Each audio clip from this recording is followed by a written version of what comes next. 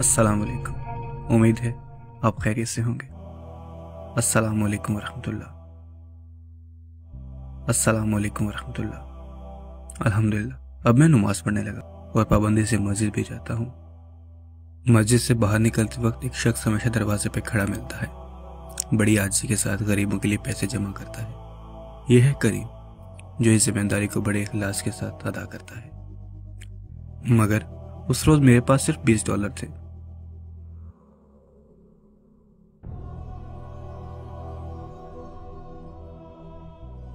मुझे बहुत बुरा लगा ये सोच के कि इमाम साहब ने आज ही तो खुतबे में बयान किया था कि किस तरह हमें अल्लाह पर तवक्कल रखना चाहिए।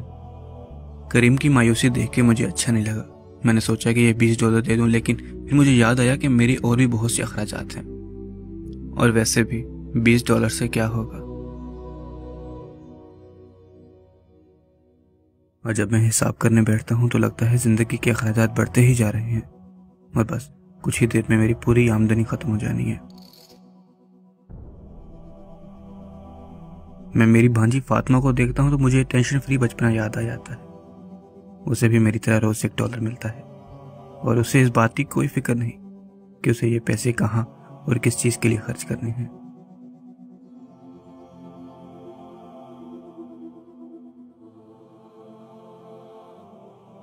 लेकिन फिर भी उसकी एक डिमांड होती है। वो नोट के बदले कॉइन्स का मुतालबा करती है।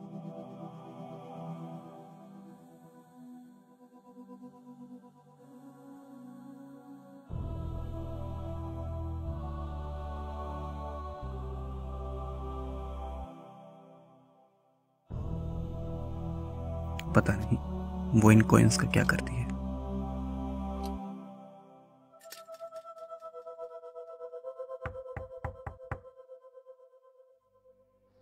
कई बार आपको यह एहसास नहीं होता कि आप कितने खुशनसीब हैं जब तक आप या आपका कोई करीबी किसी मुसीबत में न फंस जाए।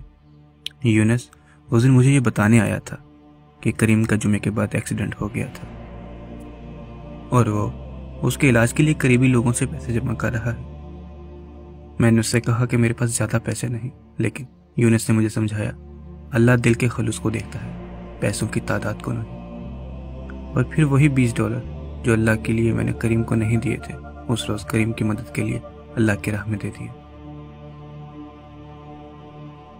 हम सब ऐशो इशरत वाली जिंदगी गुजारना चाहते हैं, लेकिन दरअसल ये दुनिया महज एक धोखा है और अल्लाह रब्बुल इज्जत ये सब आपसे एक ही पल में छीन सकता है, जिसके बाद शायद आप मायूस हो जाएं। लेकिन आपको इससे आजी और इनकिसारी का एक सबक सीखने को मिलता है और तब आपको यह एहसास होता है कि अल्लाह के बगैर आप कुछ भी नहीं।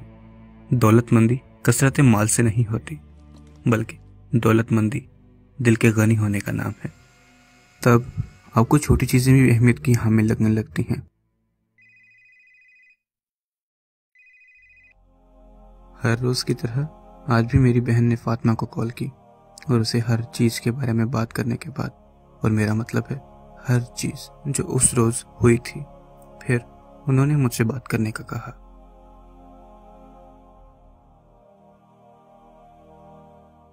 बाजी ने मुझे कहा कि फातिमा को खिलौनों की दुकान पे ले जाऊं और उसे उसका काम करने दूं।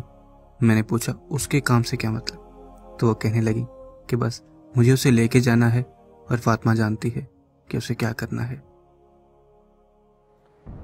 जिस तरह करीम के साथ हुआ वो हादसा हम में से किसी के साथ भी हो सकता है, और हमारे सबसे खुशी के पल भी अचानक हुए हादसों से सबसे गमगीन पल में तब्दील हो सकते हैं। लेकिन कई बार हमारा रब हमें बचा लेता है ताकि हम सबक सीखें, और अल्लाह ने मुझे वो सबक फातिमा के जरिए सिखाया। जैसा कि उसकी अम्मी ने कहा, वो जानती है उसे क्या करना है, और आज वाज़ेह हो गया कि फातिमा उन कॉइन्स में से कुछ कॉइन्स सदके के लिए संभाल के रखती है, और वो जब भी अपने लिए कोई खिलौना खरीदती तो एक खिलौना उन गरीब बच्चों के लिए भी ले लेती जो इन खिलौनों को खरीद नहीं सकते। फातिमा ने मुझे एक अहम दरस दिया कि जब अल्लाह हमें नवाजता है तो हमें भी दूसरों की मदद करनी चाहिए। और फिर से वो बड़े दिल वाली छोटी बच्ची सही थी।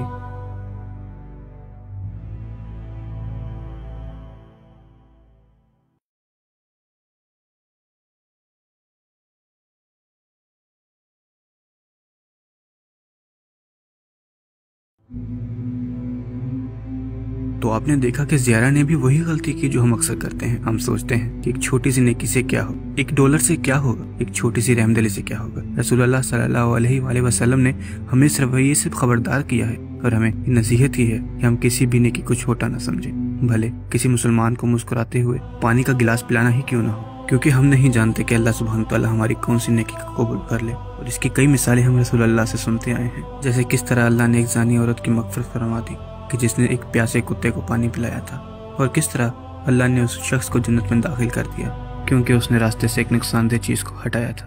रसूलुल्लाह सल्लल्लाहु अलैहि वसल्लम से हमें ये नसीहत मिलती है कि अगर क़यामत का दिन भी आ जाए और आपके हाथ में एक पौधा हो और आपको मालूम हो कि ज़मीन नेस्त और नाबूद होने वाली है और आप उस पौधे को लगा सकते हो, तो आगे बढ़ो और लगा दो, क्योंकि हो सकता है अल्लाह उसे कबूल कर ले। यही तो हम सब चाहते हैं, और क़यामत के दिन यही नेकियां तो वजन रखने वाली। इसीलिए अब्दुल्लाह इब्न उमर रज़ियल्लाहु अन्हु ने फरमाया कि अगर मुझे पता चल जाए कि अल्लाह की बारगाह में मेरी एक भी नमाज कबूल हो गई हो तो मैं मौत की तमन्ना करता। और अगर आप गौर करें तो रसूलुल्लाह सल्लल्लाहु अलैहि वसल्लम की इन तालीमात से हमें यही सबक मिलता है कि हम दूसरों के साथ हुस्न सलूक करें, सदका दें और ज़रूरतमंदों की मदद करें। अल्लाह रब्बुल आलमीन उन पे रहम नहीं करता जो दूसरों पे रहम नहीं करते, और जब हम रहमदिली का मुजाहिरा करते हैं तब वो सबसे ज्यादा रहम फरमाने वाला है।